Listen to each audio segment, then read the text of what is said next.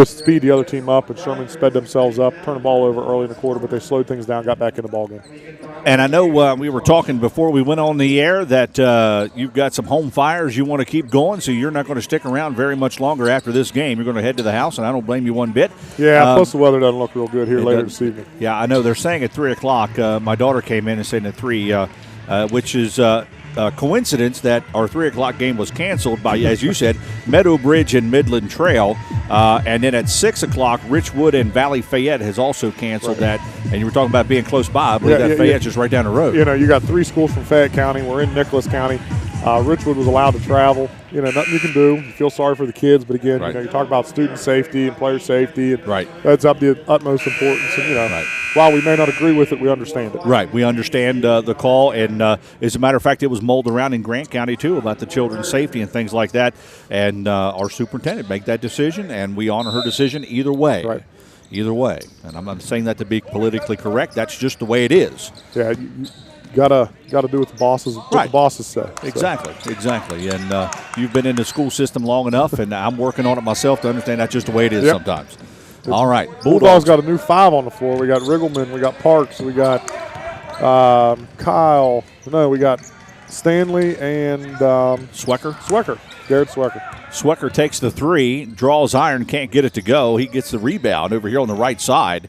Inside the big number 42, it's Stanley. What a big kid that he is. Man. Good kid. That was a good hustle right there by Hunter Parks. Tried to go after the rebound. Again, Jay Stanley's big kid. Big kid for us.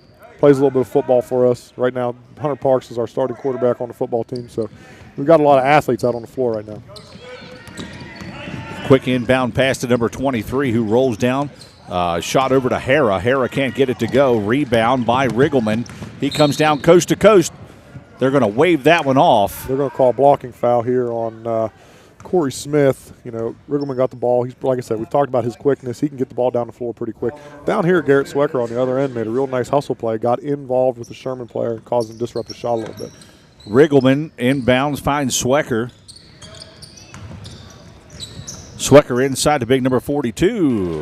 Jace. Is that Jace? J-A-C? Jace Stanley again. You know, again, he's one of the tallest people on the floor. Trying to get the ball inside. Bulldogs have been very successful with that.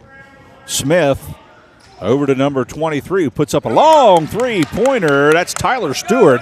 And the Bulldogs gave him a wide-open look at that, and he burned him. Yeah, it was Coach Walmsley's in the 2-3 right there. We didn't get out on the shooter. Swecker's going to pull the trigger on a 3 himself, and look at that. Just give a little bit of kiss of that rim, and in it goes. Real nice inside out. Caleb Riggleman drove, found a kick out. Hara on the baseball pass on the opposite end over to Stewart. He pulls the trigger on a 3, draws iron, can't get it to go. Swecker, we've called his name a good bit off the bench. Action right here in front of us, Coach. It was a real nice touch pass on the other end by Corey Smith to Tyler Stewart. It's a shame this shot didn't go down. Right. And a walk. Did Riggleman walk with that before he passed? He traveled a little bit there. What it was questionable, but, you know, close enough. Close enough. Close enough for government work. 2013 Bulldogs in control. Sherman threatening. 3-pointer in the air by Pauly. Can't get it to go. Riggleman gets the rebound. Falls right in his arms. He's coming down, but he doesn't hear the footprints behind him. As number 10, that was low, was on him the whole time. He was looking. Caleb kept looking behind him. He knew someone was coming. Just no one was open to give him the basketball. Bulldog basketball, and they win bound under their own net. Riggleman gets it into McCauley. McCauley on the right side. Bounce pass inside to Stanley. He kicks it back out, and we got a whistle. They're going to call a hold on Sherman on the inside. Calls on Brandon Hare. It looked like he's holding Stanley in the inside. Again, you saw, you know, Riggleman got the ball on the outside there, McCauley got the ball on the outside, was looking right inside there for Jace. It seems to be a game plan right now for the Bulldogs to get the ball inside. Parks goes out, Walmsley back in. Quick inbound pass over there to number 24. Yeah, that's Zach McCauley. It was a real nice offensive play there by Coach Walmsley and the Bulldogs. You think they set that up? Yeah. Yeah. They work on that in practice. I've seen that. I guarantee it. That one went on like a well-oiled machine. And look at Corey Smith nail the 3-pointer once again If the Bulldogs give a couple of these outside shooters the opportunity, they're taking those threes, making it 22-16, cutting into that lead. Right now, neither team's afraid to fire up a shot. The Bulldogs are just getting more effective on the inside right now. There's going to be a holding call right there on Sherman. Probably number 3, Adam Pauley. No, they're going to get Aaron Lowe for that. Okay. Holding on the inside. And foul situation, that puts Sherman at 4. Quick inbound pass to Walmsley. They're down on the floor. It's going to be a jump ball. And we're kind of going to go Sherman's way. Sherman, thank you. 22-16. We've got a pretty good game here so far. I know it's a few points difference, but Sherman can make that up very fast. A couple more. Yeah, with the way they're shooting, here they go again from the Smith. outside. You know, as a coach who likes to talk about shooting, and we work on that a lot in practice, I got no problem with this team firing up this many threes. But Swecker got the rebound there, and he decided to take a couple steps before he dribbled. Well, let me ask you this, Coach. With your ladies, if you tell them, "Hey, girls, if you get a good look at it, take it." Yeah, I've pulled girls out for not shooting. Yeah. Okay. I'm the opposite of some coaches. Some coaches will pull them out for shooting. Yeah, I want the ball in the air. You know, sometimes your best offense is an offensive rebound. I mean, sometimes you just look at it as playing the odds. You shoot enough times, it's going to go in. Right. You know, but I don't know if that's the true way to look at it. Aaron Lowe off a quick inbound real nice pass. inbounds play there by Sherman. All right, back to action. Here come the Bulldogs down the court. Walmsley, look at that. That's good effort right there. Good effort by Tyler Stewart. He was just a little bit too close to the sideline. Real nice hustle play for him. That was. He was anticipating that pass the whole time. And it'll be Bulldog basketball in their offensive zone. 22-18, Bulldogs in the lead. A lot of basketball left. 4:32 to go in the half. Swecker just about loses a handle on it and does, and Smith just picks his pocket. He's going to go down. He's going to put up the shot, and I believe Swecker's going to get him, isn't he? They can choose that one. It's either going to be on Swecker or Riggleman again. And they're going to get Swecker for it. And I was just getting ready to say, Coach Walmsley's going to have to get Zigfoos back in the ballgame here soon. And here he is at the scorer's table. Yeah. Nice prediction there. All right, going to the line to shoot 2 is Corey Smith. Smith sets, fires, and gets the first one. He's going to get Swecker. You know, right now it looks like everybody but Walmsley for the starting Bulldogs starting fives out there. Good observation. Second shot off the front of the rim, no good, and a rebound by big number 21 Atkinson. Man, he's a big kid. He's a big kid, a real nice kid. He's a smart kid in school. Like I said, again, you know, he's a senior, but really he's really only a freshman or sophomore basketball-wise. He just first year on varsity. Ball poked out of bounds, and the Bulldogs will inbound once again in their offensive zone. Here we go again with Sycophus. Parks. Bad pass gets poked away there, and Smith's coming down. He switches hands, lays it up and in. Wow, off-balance layup there by Corey Smith, and now we've got a 1-point game here, Coach. Riggleman going to pull the trigger on a 3 for the Bulldogs. Can't get it to go. Gets his own rebound. Will he get a second one? No. Dribbles, kicks it back to Sycophus. 3, no good. Rebound this time by Smith. And the Tide are threatening to take the lead here on this play. Look at that, behind the back pass. Real nice pass by Tyler Stewart, wasn't it? Yeah, and Tyler Stewart to Tanahara, and Coach Walmsley's going to call timeout. Wow. Get these Bulldogs settled down. Nice little 7-0 run right here by Sherman to get back in the ballgame and take the lead. I believe that's our first lead change of the afternoon. You're correct on that, 23-22. And, you know, one thing about it, that's I don't know if it's ironic or coincidence or whatever, but the way you guys had the pairings for the girls tournament 2 weeks ago, we had some great games. You know, even the Meadowbridge game, I understand it was very, very lopsided, was still a good game, and I think it was it was still a good match. Right. We've had the same thing here this afternoon as well. You know, it's one of the things we can't predict it when the tournament starts. The boys do a true tournament style. The girls are doing pod play, and I think the coaches were happy with the pod play this year. The boys' coaches seem to be happy with the tournament style. And you get teams, you get matchups like this. And hopefully the championship games will be the same way. I know that the last game, I think Valley beat Van by 20-some, but right. When I walked in, that was only a 10-point ball game. Right. Steal by number 23, Stewart. He puts it up. Does it go? Yes. 25-22, and the Tide's putting on the press right here, trying to shake the Bulldogs up. And look at that nice ball handling there by McCauley. Coach Mike on the inside to a wide open number 34, Parks. Good look there by Caleb Riggleman on the wing. With that defense, it was easy for the Bulldogs to get disrupt and lose focus, but they did not. Yeah, Stewart drives in. Sherman's got a little bit of momentum on their side right now. They're pressing. What happened there was, on the press, sometimes you don't get back quick enough. They didn't get back quick enough. That's all happened there. Right. Substitution coming in, number 20. That's Tyler Jude. And Corey Smith is coming out. Getting an acknowledgement from his coach. Good job. I agree. He's had a good game here so far. Stewart on the left side drives in. Off-balance shot. And looks like he tried that finger roll, didn't he, and couldn't get it to go. He was fading away a little bit, but he got a good job inside. Coach is telling him right now, go straight up. Go straight up, he gets fouled. Mm-hmm. Very good.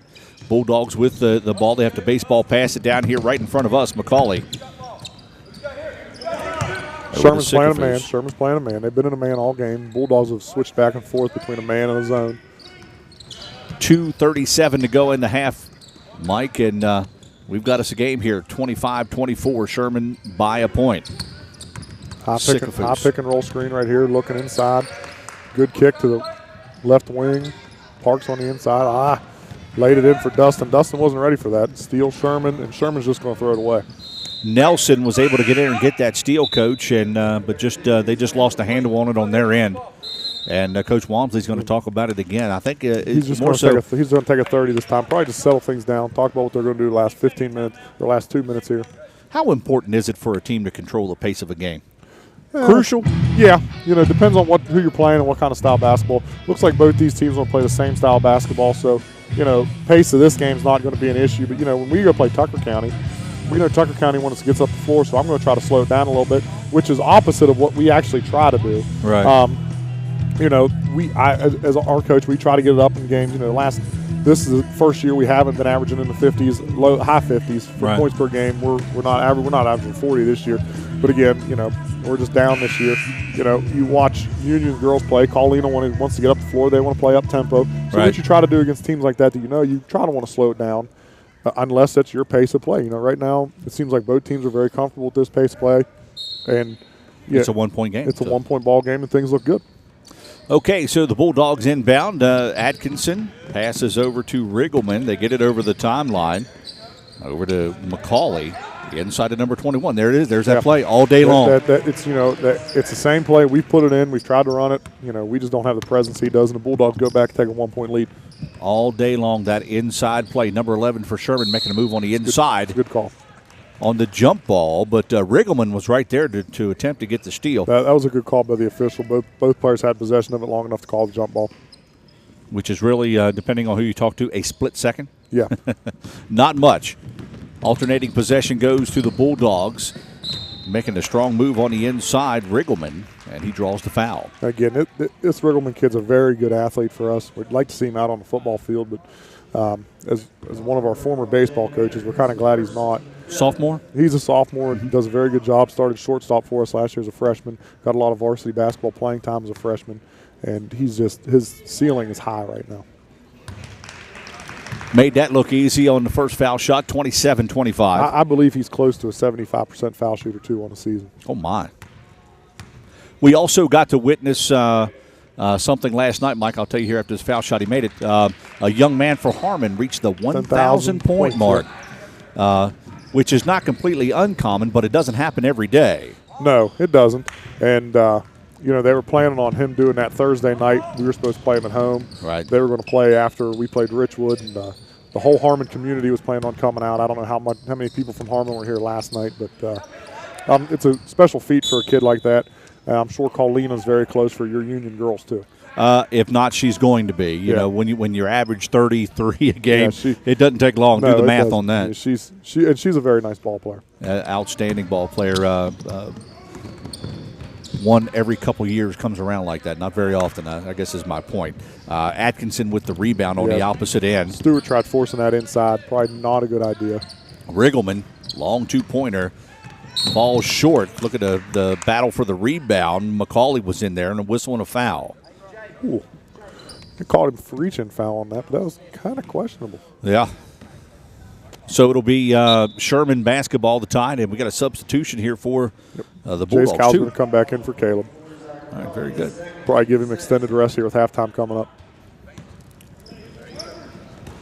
As a matter of fact, 63 seconds before we go to half. Bulldogs up 28-25. Almost a steal on the inside there as Sherman puts up a three-pointer. No good. That was number 20. And Tyler Jude, here we come down the Bulldogs with 49 seconds to go. Sikafus over to Kyle on the inside, and Atkinson just dropped it. He just dropped it. It was in his hands. He just dropped it. 35 seconds to go, and sounds like Sherman's going to play for one shot. Looks that way. The coach for Sherman is letting his young player know. Number 23, that's Stewart. How much time they got? 25 seconds. Bounce pass in to Nelson. Nelson's going to kick it out to Stewart at center court, and he's going to. Yeah, they're going to play for one here. Get a three-pointer, tie the game up, going to halftime tied. Stewart drives in, kicks it back to number 20 for three, and it goes. And you were right, Tyler Jude. 6 seconds to go. Down on the opposite end, McCauley can't get it to go. 2 seconds, 1 second, and that's going to go to half.